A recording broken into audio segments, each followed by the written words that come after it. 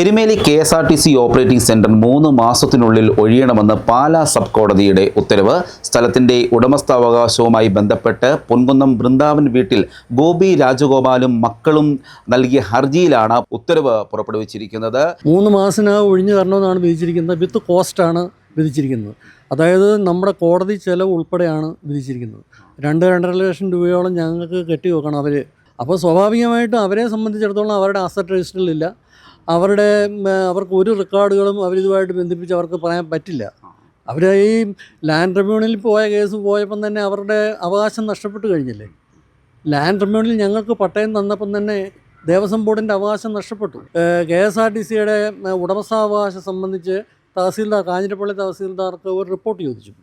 ആ റിപ്പോർട്ട് ചോദിച്ചപ്പം Kanjirappally Erumeli village officer ഒരു റിപ്പോർട്ട് തയ്യാറാക്കി. ഇത് PR രാജഗോപാലിൻ്റെ ആണെന്നും പുള്ളി മരിച്ചു പോയതാണെന്നും പുള്ളിയുടെ പേരിൽ കിടക്കുന്ന വസ്തുവാണെന്നും തണ്ടപ്പേർ രജിസ്റ്ററിലൊക്കെ പുള്ളിയുടെ പേരാണെന്നും ഇത് അവർക്ക് അവകാശപ്പെട്ടതാണെന്നും ഇപ്പോൾ ഇത് നിലവിൽ KSRTC സ്റ്റേഷനാണ് ഇരിക്കുന്നതെന്നും ഒക്കെ പറഞ്ഞ് റിപ്പോർട്ട് തയ്യാറാക്കി.